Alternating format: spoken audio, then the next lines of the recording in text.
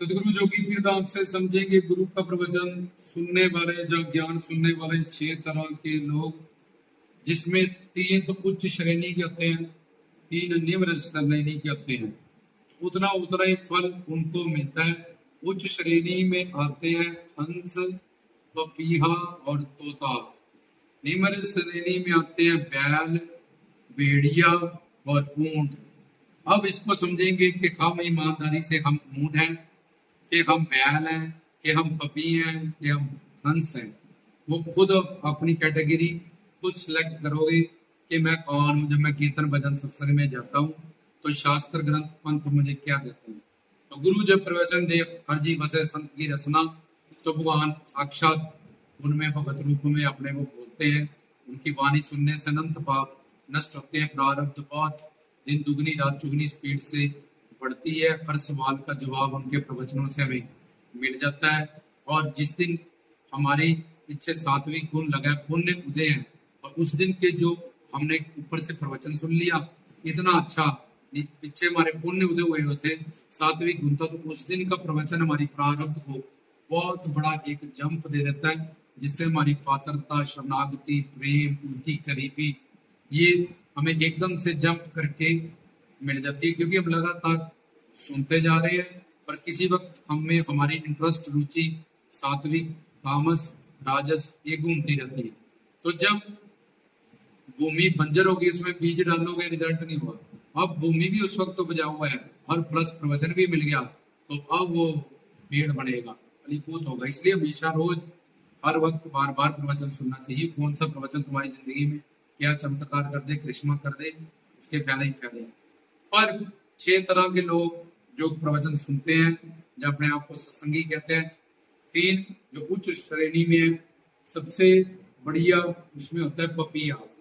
पपीहा क्या होता है? स्वाति की बूंद की जल वो पीता नहीं तो प्यासा मर जाता है। ऐसे ही वो सुनने वाला गुरु की ही बात सुनता है, इधर उधर की जो बात, निंदा, चुगली या टाइम वेस्ट, संसार का मनोरंजन, इसमें उसको कोई इंटरेस्ट नहीं है। वो हमेशा तरसा रहता है गुरु को, भगवान को, वेद को, शास्त्र को, गीता को, रामायण को सुनने के लिए उसके कान तरसे रहते हैं। उस पपीहे की तरह जो उसने जब भी सुननी है गुरु के नाम, गुण, रूप, लीला, दाम, संत, उनकी कोई बात है तेरे पास नहीं है, बैठा हो, दबा जाओ, मेरे काम की नहीं, तेरी सारी बातें उनके नाम की, गुण की, रूप की, लीला की, रस की कोई बात है तो भाई करो। नहीं तो अगर वो गृहस्थ जीवन में संसार में आई है तो बस वो तो कानों कानों से सुनेगा, अंतर मन रूह तक वो नहीं होगा कि सुन लिया ऐसा करना है वैसा। लेकिन अंतरात्मा में उसकी जो प्यास होगी सिर्फ पति प्रीतम प्यारे के बारे में सुनने की, जानने की, उनके नाम, गुण, रूप, लीला, धाम का रस लेने, तो इसको पपीहा कहते हैं। दूसरा आता है हंस। हंस में ऐसी काबिलियत होती है कि उसको दूध और पानी मिक्स करके दे दो, चोंच से दूध पी लेता, पानी रह जाता है। ऐसी जैसे मार्केट में हमने जो लेना है वो दुकान पे जाते हैं, बाकी जगह हमें कोई लेन देन नहीं होता, हम इग्नोर करते हैं उन सारी चीजों को।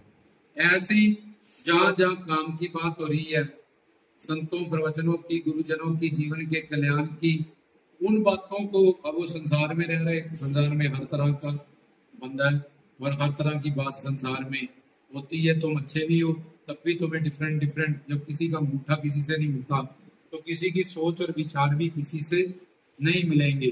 तो इसलिए वो इस बात को समझता है और वो संसार में, घर परिवार में रहते हुए भी हंस की तरह सिर्फ काम की जो बातें हैं उनको ग्रहण कर लेता है और बाकियों को छोड़ देता है। तीसरा होता है तोता। गुरु ने जो सिखाया एज इट इज वो वैसे ही ज्ञान को धारण करता है और वैसा वैसा ही वो आगे लोगों को समझाता है, बोलता है, और वैसे वैसे ही उच्चारण के गुरु जी ने ये समझाया था, ऐसे कहा था, ये कहा था, ऐड ऑन नहीं करता, प्लस माइनस कुछ भी।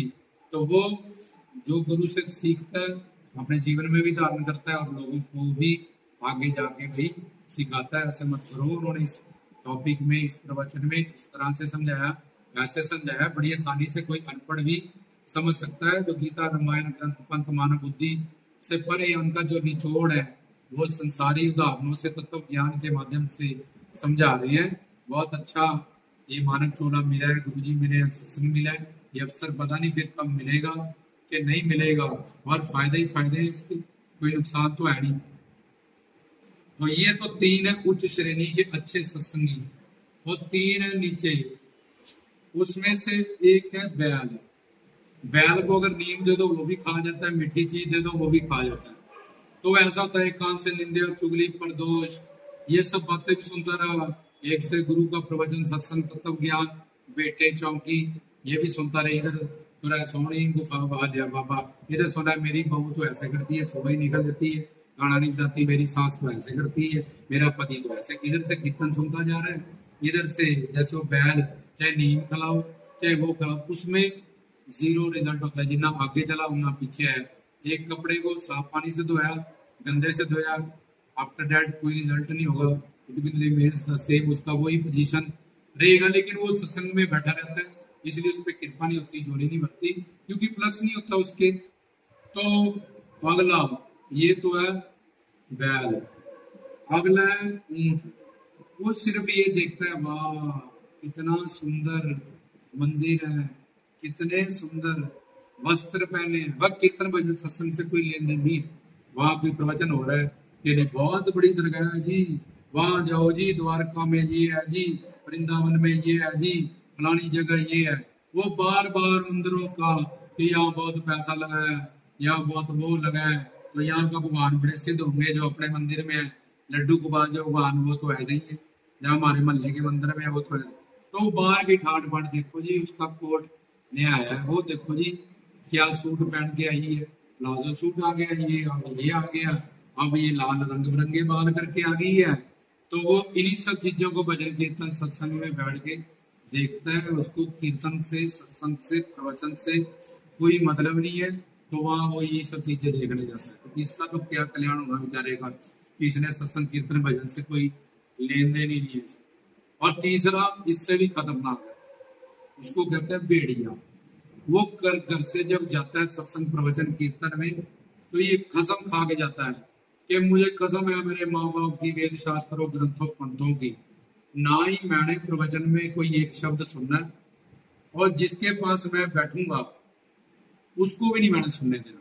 वो 4-5 बंदों का टारगेट बना के जाता है कि भाई उसके पास बैठना है, अपना तो सुनना नहीं है कुछ, ठीक है। वो बड़ी स्पीड से साधना कर रही है, जब भजन कीर्तन कर रही है, इसका पट्टा उठाना जरूरी है, इसलिए इसके पास बैठो। काल माया के रूप में वो बंदा आया होता है तुम्हारी साधना खराब करना, जितना तुमने कमाया उससे ज्यादा गवाने, 2000 कमाया 20,000 का नुकसान करने, उसको काल माया ने भेजा होता है।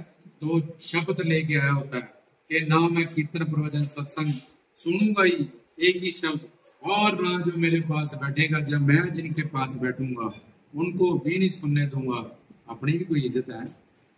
तो ये तीन तो बड़े उच्च श्रेणी के सत्संगी है, इनका कल्याण पक्का हो ही जाएगा, पपियों का और हंस का और तोता का। सबसे बढ़िया उसमें पपीहा, फिर हंस, फिर तोता। और ये निम्न श्रेणियों के जिनका कल्याण तो क्या आना उल्टा ज्यादा बेचारे दंड पाएंगे, अपना टाइम वेस्ट करेंगे। उसमें बैल, उसमें ऊंट, और उसमें बताया गया भेड़िया। इनसे बच के रहो, अपनी अपनी पहचान निकाल लो।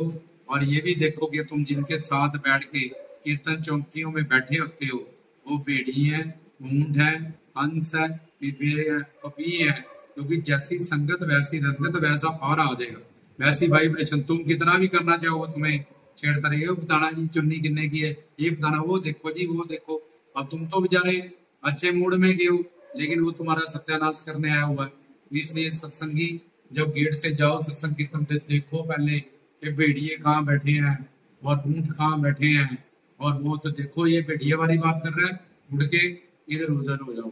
तो तुम अपने पापों को धोने गए हो, जीवन का कल्याण करने गए हो, अपने सत्संग कीर्तन प्रवचन को वेस्ट मत करो। कभी कभी तो सबब बनता है कलयुग में किसी कीर्तन प्रवचन सत्संग सेवा कर पाए, तो वो भी ये हमारा सत्यानाश कर देगा। हर जगह गलती करके मंदिर मस्जिद गुरुद्वारा में हम माफी मांगते हैं, तो अगर यही गलती करेंगे तो फिर हमें कौन माफ करेगा। अब अपनी कैटेगरी सिलेक्ट करो, तो अगर चाहो तो यू कैन चेंज इट, अगर नहीं चाहो तो तुम अपना जीवन बर्बाद करो, चाहे इसको enlighten करो, it depends upon you। जय बाबा जी।